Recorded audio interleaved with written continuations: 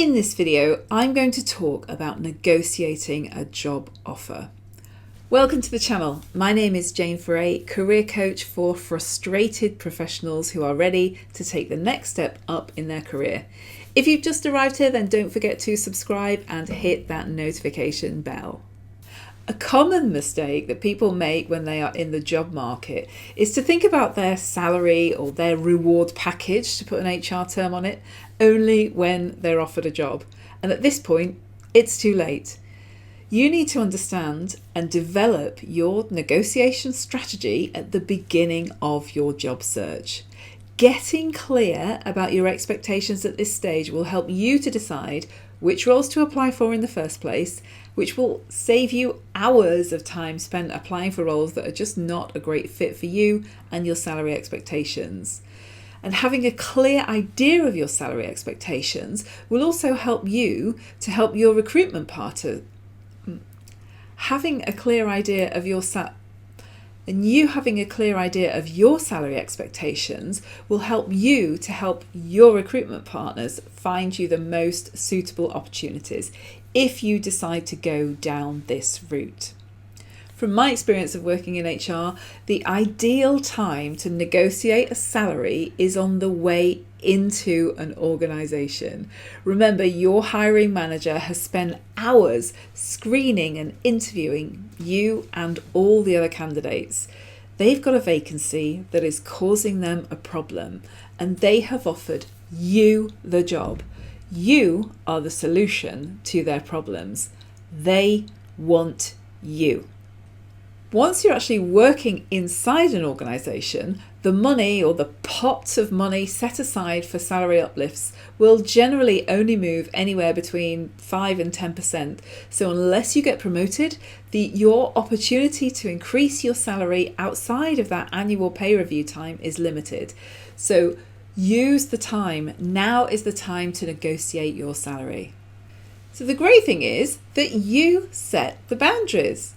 You decide what would be a good salary for you. So firstly, you decide what you need to earn. So we've all got a cost of living that is associated with our lifestyle.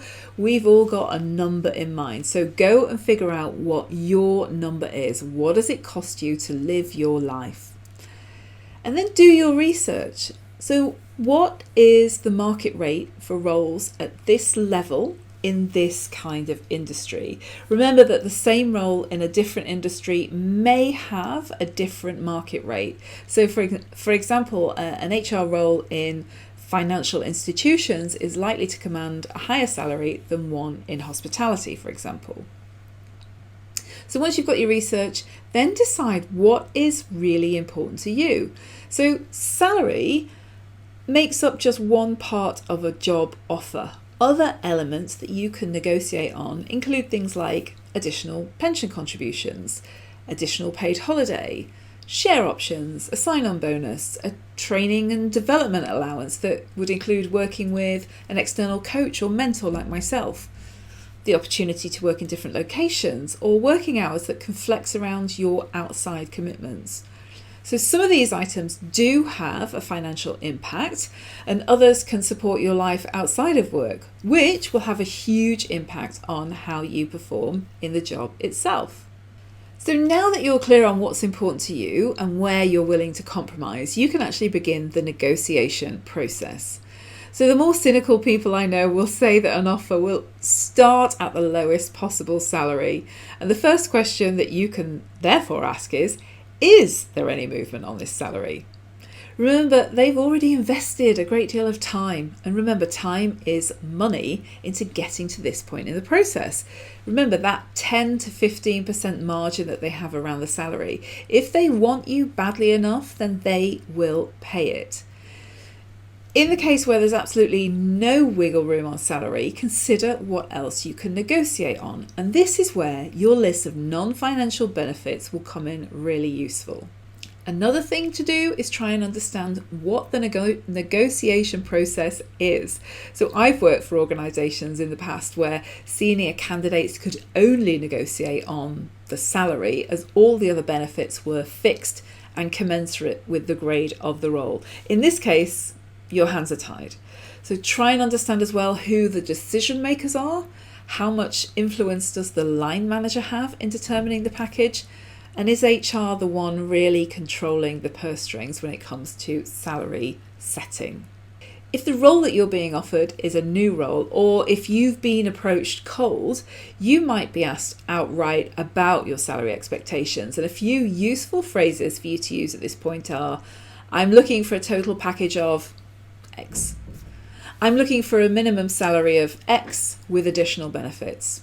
Or I'm looking for a flexible package. Remember what you need to earn and also what is it you want to earn. And a starting point is just that.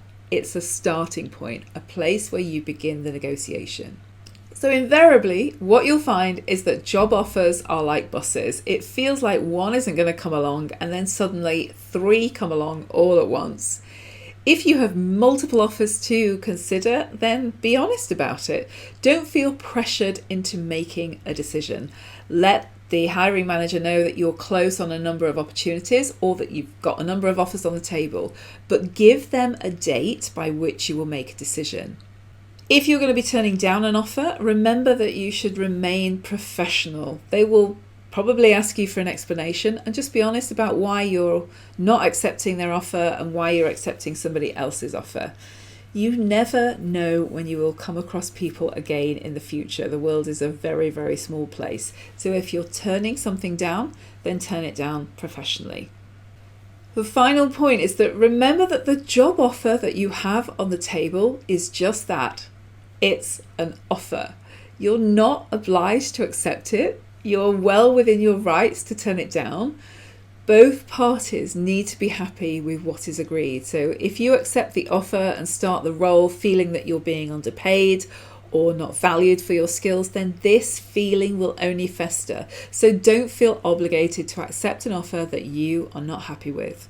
So in summary, figure out what it is that you need to earn, what you want to earn, and what will make up your total reward package. And that's your salary and all of the other benefits that you could include. Try and understand how much opportunity there is to negotiate and who the key decision makers are in the negotiation process. The final point is that a job offer is just that. It's an offer. You are not obliged to accept it, and if you turn it down, do so professionally. So if you found this useful, then please do click on that like button, share this with anyone you feel will get some value from this, and subscribe to my channel for future episodes. My name is Jane Foray, career coach for frustrated professionals. I'll see you on the next video.